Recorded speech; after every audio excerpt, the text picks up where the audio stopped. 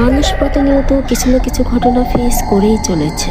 কারো কারোর সাথে এমন কিছু ঘটনা ঘটছে তখন তারা জিন ভূত এগুলো সত্যিই আছে বলে বিশ্বাস করে।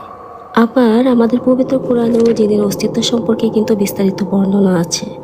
তাই জিন আছে বলে বিশ্বাস তো করতেই হবে। যাদের সাথে জীবনে এমন প্যারানরমাল কিছুই ঘটে নাই, সে হয়তো সবাইকে বলে জিন ভূত বলতে পৃথিবীতে কিছু নেই। শুনছেন নিশিরাতের ডাক। আজকের গল্পের চরিত্র মেঘকে নিয়ে। মেঘের বয়স ৩ বছর, মা হাউস ওয়াইফ, বাবা বিজনেস করে। মেঘ ঢাকার ভাড়া বাসায় থাকে। বাসাটা ছিল একতলা। বাড়ির মালিক ৬ তলার ফাউন্ডেশন দিয়ে একতলা কমপ্লিট করেছে। বাসার ভেতরটা খুব সুন্দর, ছোট পরিবারের জন্য খুব সুন্দর ছোট একটি ফ্ল্যাট। মেঘ যেহেতু ভাই বোনের মধ্যে একাই, তাই সারাদিন নিজের মতো করে খেলা করে টিভি দেখেই সময় কাটায়। আর ওই বাসার বাহিরটা ছিল অনেক ভয়ঙ্কর। বেডরুমের জানালার পাশে বাঁশঝাড়ের নিচে প্রতিবেশী একবারের বাথরুম, আর অনেক গাছগাছালি দিয়ে ভরা। তাই জানালা খুললে কেমন যেন ভয়ঙ্কর লাগতো। দিনের বেলাতেও একটু অন্ধকার, আর রাত হলে ঝিঝি পোকা ডাকতো। মেঘের আম্মুর মনে হতো যে তারা গ্রামের বাড়িতেই আছে। আর জানালা খুললে মাঝে মাঝে বড় বড় তেলাপোকা উড়ে আসতো, তাই জানালা খোলা হতো না। রাত ২টা বা ৩টার সময় অনেক সময় মনে হতো জানালার পাশে কে যেন হাঁটছে, আর শুকনো পাতার আওয়াজ হতো। অনেক সময় আবার মনে হতো কে যেন হাত দিয়ে টোকা দিচ্ছে জানালায়। রাত ২টা-৩টার সময় আবার অনেক সময় কলিং বেলের আওয়াজ পাওয়া যেত, কিন্তু দরজা খুললে কেউই নেই। বেলকনির সাথে ছিল বড় একটা তেঁতুল গাছ, কিন্তু কোনো তেঁতুল নেই। মেঘ বেলকনিতে খেলা করত। একদিন মেঘ বেলকনিতে কার সাথে যেন কথা বলছে দুপুরবেলা, আর ওর যত খেলনা সব বেলকনির বাহিরে ছুঁড়ে ছুঁড়ে ফেলে দিচ্ছে। মেঘের আম্মু তখন বলল, বাবা তুমি কার সাথে কথা বলছো? মেঘ বলতে লাগলো, খেলনার মধ্যে তেলাপোকার গন্ধ, তাই ফেলে দিচ্ছি আম্মু। মেঘের আম্মু দেখে বাহিরে ওর খেলনার সাথে ঘরের আরও অনেক জিনিস পড়ে আছে তেঁতুল গাছের নিচে। পরে মেঘের আম্মু বাহিরে যেয়ে সব নিয়ে আসে, আর ভাবে সে আজকে বাহির ঝাড়ু দিয়ে খুব সুন্দর করে পরিষ্কার পরিচ্ছন্ন করবে। যত পাতা পড়েছিল ঝাড়ু দিয়ে পরিষ্কার পরিচ্ছন্ন করলো। ওই দিন রাস্তা দিয়ে ২-৩ জন লোক যাচ্ছিল। তারা বলতে লাগলো, ভূতের বাড়ি আজকে অনেক সুন্দর দেখাচ্ছে। মেঘের আম্মু ভেবে পাচ্ছে না যে এই বাড়িটাকে তারা ভূতের বাড়ি কেন বলল। ওই দিন রাত্রে যখন সবাই ঘুমিয়ে পড়েছে, মেঘের আম্মুও ঘুমিয়ে পড়েছে। হঠাৎ রাত ৩টায় মেঘের আম্মুর ঘুম ভেঙে যায়, আর কে যেন তার গালে কষে একটা চড় মারে। তখন সে তার হাজবেন্ডকে ডেকে তুলে আর বলে, কে যেন আমার গালে চড় মেরেছে। মেঘের আব্বু বলল, তুমি হয়তো স্বপ্নে দেখেছ।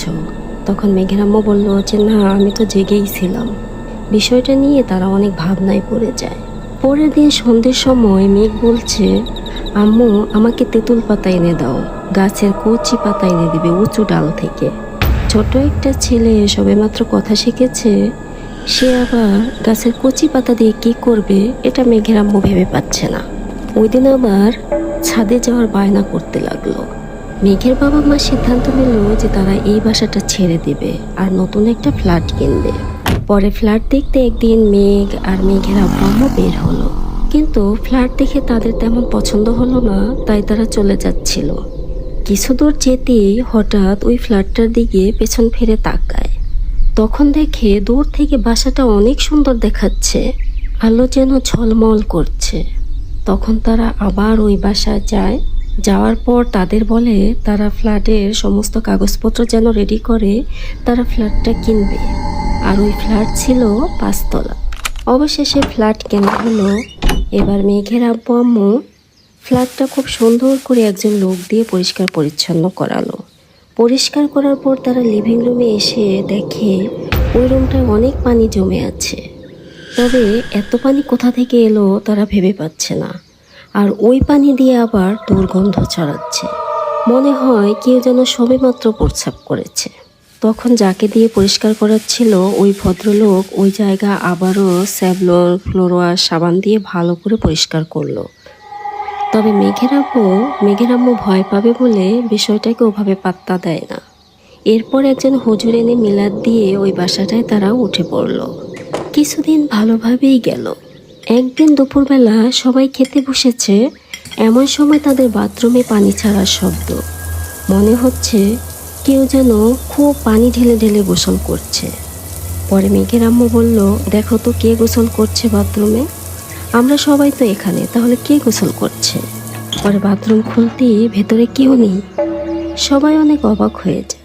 ওই দিন সন্ধেবেলা আবার মেঘ তার যত খেলনা, বই, কলম, পেন্সিল ছিল সব বাহিরে ফেলতে লাগলো। এমনকি ঘরে থাকা আলু, পেঁয়াজ এগুলোও সে বেলকুনি দিয়ে বাইরে ফেলছিল। তখন মেঘের আম্মু বলল, বাবা তোমার কি হয়েছে, এগুলো বাইরে কেন ফেলে দিচ্ছ? মেঘ বলতে লাগলো, আম্মু এগুলোর মধ্যে তেলাপোকার গন্ধ, তাই ফেলে দিচ্ছি। যাই হোক, বাসার নিচে ভাগ্য ভালো কেউই ছিল না, না হলে তো তাদের মাথায় পড়ত। পরের দিন মেঘ সকালে নাস্তা করছিল আর টিভি দেখছিল। এমন সময় বলতে লাগলো, আম্মু তোমার নাস্তার মধ্যে তেলাপোকার গন্ধ। মেঘের আম্মু বলল, কিসের গন্ধ, কি বলছে? প্লাস্টিকের গন্ধ কোথা থেকে আসবে? পরে মেঘের আম্মু দেখে ফ্যানে আগুন ধরেছে আর ও নিচে বসে খাবার খাচ্ছে। আর ওই ফ্যানের মধ্যে যে প্লাস্টিকের ঢাকনা থাকে ওইটা গলে গলে নিচে পড়ছে, ওর খাবারের মধ্যেই পড়ছে। ভাগ্য ভালো মেঘের আব্বু বাসায় ছিল, তাই আগুন নেভাতে পেরেছে। কিন্তু আশ্চর্যজনকভাবে মেঘের গায়ে এক ফোঁটাও আগুনের ছেঁকা লাগেনি। একা একাই কোনো কারণ ছাড়া যেখানে সেখানে আগুন লেগে যাচ্ছে। ওই দিন আবার রাত্রেবেলা মেইন সুইচ বোর্ডে আগুন লেগে গেল। একা একাই কোনো কারণ ছাড়া যেখানে সেখানে আগুন লেগে যাচ্ছে। পরের দিন আবার ফ্রিজ নষ্ট হয়ে গেল। আর মেঘের আম্মু রান্না করতে গেলেই শুধু আগুনের ছেঁকা খেত। আবার মাঝে মাঝে রক্তের দাগ পাওয়া যেত রুমের মধ্যে। মেঘের আব্বু বলতো যে তোমাদের হয়তো কারো পা কেটেছে। যখন দেখতো কারো পা কাটেনি তখন সবাই অবাক হয়ে যেত যে রক্ত কোথা থেকে আসলো। আর সেই রক্ত আবার সব রুমের মধ্যেই পাওয়া যেত। মনে হয় কে যেন সারা ঘর জুড়ে রক্ত নিয়ে হেঁটে বেরিয়েছে। এক পর্যায়ে মেঘের আম্মু দেয়ালে অনেক আরবি ছবি ঝুলিয়ে দিল। এরপর একজন হুজুর রেখে দিল মেঘকে পড়ানোর জন্য। কিন্তু হুজুর এসেই ঘুমিয়ে যায়, মেঘকে তো পড়াতেই পারে না। অনেকদিন এভাবেই কেটে গেল। এরপর মেঘের আম্মু হুজুরের সময় চেঞ্জ করে দিল যাতে হুজুরের ঘুম না পায়। তাতেও কোনো কাজ হলো না, হুজুর এসেই ঘুমিয়ে যায়।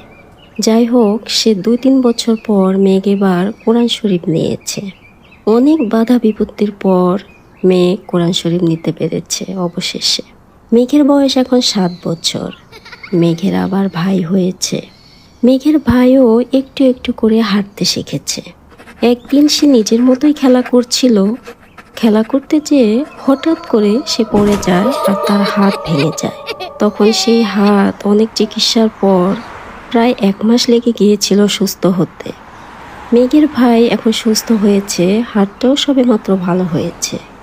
একদিন মেঘের ভাই সন্ধেবেলা টিভি দেখছিল বসে বসে। মেঘদের টিভিটা ছিল অনেক আগের মডেল, অনেক ওজন। এবার সেই টিভি একা একাই মেঘের ভাইয়ের উপরে পড়েছে। মেঘ তখন প্রাইভেট পড়ছিল। শব্দ পেয়ে টিচার দৌড়ে এসে টিভি উঁচু করে ধরে তোলে আর মেঘের ভাইকে টেনে ভেতর থেকে বের করে। মেঘের আম্মু তখন চিৎকার দিয়ে মেঘের ভাইকে কোলে নেয়, দেখে কোথাও কেটেছে কিনা, ব্যথা পেয়েছে কিনা। আর এই এত ওজনের টিভি একা একাই কেন ওর গায়ে পড়লো এটা ভেবে সবাই অবাক হয়ে যায়। কিন্তু মেঘের ভাইয়ের কিছুই হয়নি, কোথাও কাটেনি, কোথাও ব্যথা পায়নি। এরপরে মেঘের বাবা আসার পর সবাই বিষয়টা নিয়ে অনেক অবাক হয়ে যায়, কেনই বা টিভি পড়লো আর মেঘের ভাই এত ছোট, কেনই সে ব্যথা পেল না। এভাবেই কেটে গেল আরও কিছুদিন। একদিন রাত্রে মেঘের আম্মু দই বানাবে, তাই মেঘের আব্বু আম্মু দুজনে মিলেই দই বানাচ্ছে। হঠাৎ দেখছে তাদের ঘরের দোলনাটা হঠাৎ করেই দোল খাচ্ছে, অনেক জোরে জোরে দোল খাচ্ছে। আর মেঘ তখন ঘুমিয়েছিল আর দোলনাটা ছিল মেঘের রুমে। তখন মেঘের আম্মু বলতে লাগলো, আর ভয় দেখাইস না, এবার চলে যা। আর সাথে সাথে দোলনা দোল খাওয়া বন্ধ হয়ে গেল। পরে মেঘের আব্বু আম্মু দুজনেই অবাক হয়ে দোলনার দিকে তাকিয়ে রইল, কেনই বা দুলছিল আর কেনই বা বন্ধ হয়ে গেল। এই বাসার এগুলো দেখতে দেখতে মেঘের আম্মু অনেকটা অভ্যস্ত হয়ে পড়েছে, এখন আর তার অতটা ভয় লাগে না। একদিন রাত্রে মেঘের আম্মুর ঘুম আসছিল না, তাই চা বানিয়ে সে বেলকনিতে দাঁড়িয়ে দাঁড়িয়ে চা খাচ্ছিল আর বাহিরের প্রকৃতি দেখছিল। তখন সে দেখতে পায় দূরে একটা পাখি তার দিকে উড়ে আসছে, অনেক বড় একটা পাখি। পাখিটা বেলকনি ঘেঁষে উড়ে চলে যায়। যখন পাখিটা তার কাছাকাছি চলে আসে তখন মেঘের আম্মু দেখতে পায় যে ওইটা পাখি ছিল না, পাখির মতো দেখতে হুবহু একটা বড় ছায়া। তখন সে অনেক ভয় পেয়ে যায় আর দ্রুত রুমে চলে আসে। এরপরের দিন মেঘের আম্মু দুপুরবেলা গোসল করছিল, তখন সে বাথরুমে ওই পাখিটার ছায়া দেখতে পায়। তখন সে দ্রুত বাথরুম থেকে বের হয়। এরপরে মেঘ যখন গোসল করছিল সেও তার আম্মুকে বলছিল যে আম্মু আমি বাথরুমে একটা ছায়া দেখতে পেয়েছি।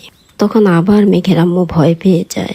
এখন দিন আর রাত নেই, এমন হয়েছে যে এসব ঘটনা ঘটেই চলেছে, আর এর শেষ কোথায় কারোরই জানা নেই।